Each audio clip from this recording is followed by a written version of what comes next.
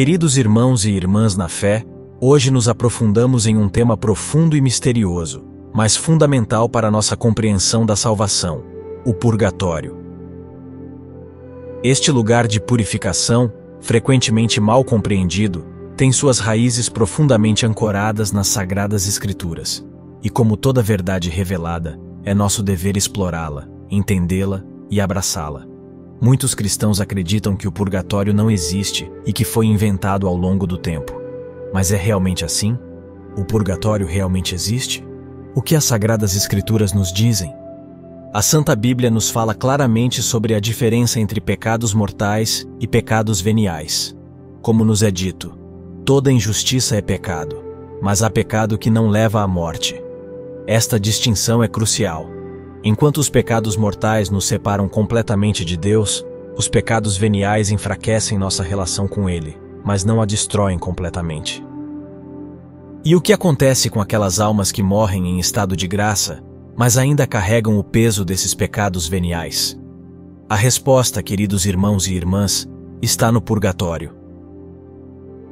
Em Coríntios 13:15, fala-se de um homem que sofre perda e punição por seus pecados, mas é salvo através do fogo. Esse fogo purificador é o fogo do purgatório, onde as almas são purificadas antes de entrar na glória do paraíso. Alguns podem objetar, alegando que em Coríntios 3 se fala apenas de obras más, e não de pecados. Porém, como Coríntios 3:17 nos mostra, o contexto trata claramente de pecados, e daqueles que morrem em pecado mortal, e, portanto, estão perdidos. Não há distinção entre pecados e más ações. Ambos têm consequências para a alma. Jesus não mencionou explicitamente o purgatório como entendemos na teologia católica. No entanto, existem algumas passagens nos evangelhos que foram interpretadas pela tradição católica como referências indiretas ao conceito de purgatório.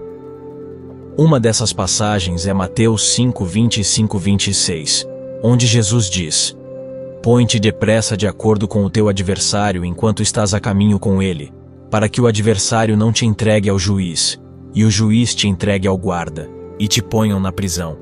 Em verdade te digo que não sairás de lá até que tenhas pago o último centavo." Esta passagem tem sido interpretada como uma referência à necessidade de reconciliação e penitência antes da morte. Caso contrário, a alma pode precisar passar por uma purificação no purgatório antes de entrar no paraíso. Outra passagem é Mateus 12:32. "E aquele que falar contra o Espírito Santo não lhe será perdoado, nem neste mundo, nem no futuro." Este versículo sugere que pode haver perdão ou purificação no mundo vindouro, que alguns interpretam como uma referência ao purgatório. O Antigo Testamento não menciona explicitamente o termo purgatório. No entanto, existem algumas passagens que, segundo a tradição católica e algumas interpretações, sugerem a ideia de um lugar ou estado de purificação após a morte.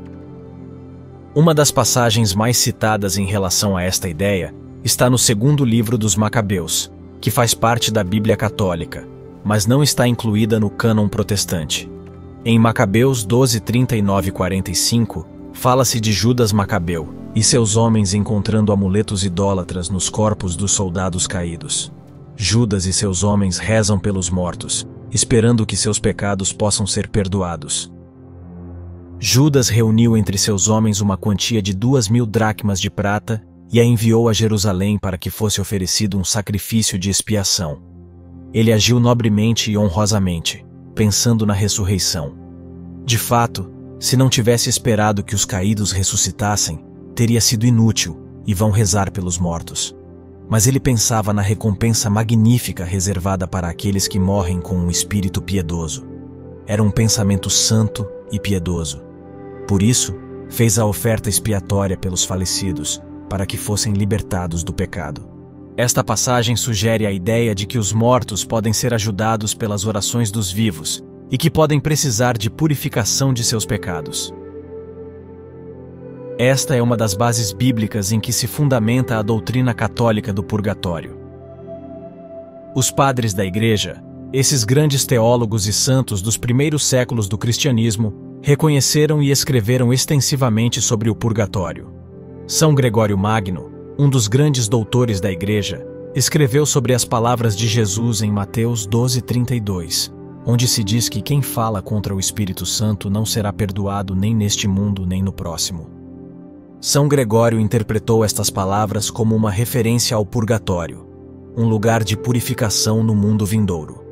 Santo Agostinho, outro grande padre e doutor da Igreja, escreveu que há alguns pecados que podem ser purificados nesta vida através da penitência, mas há outros pecados que serão purificados no purgatório antes que a alma possa entrar no paraíso.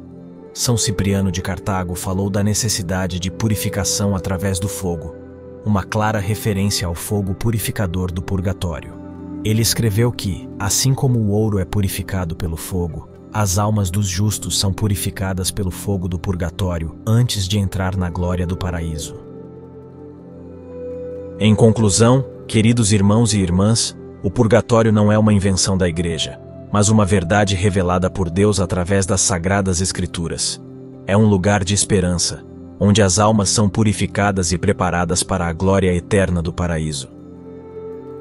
Como cristãos, devemos rezar pelas almas do purgatório, para que possam em breve desfrutar da visão beatífica de Deus. Que o Senhor ilumine e guie cada um de nós através da compreensão e amor por todas as verdades que nos revelou. Deixe-nos saber o que vocês pensam nos comentários, e não esqueçam de se inscrever no canal para não perder os novos vídeos e fazer parte da comunidade de fé e oração. Que Deus vos abençoe.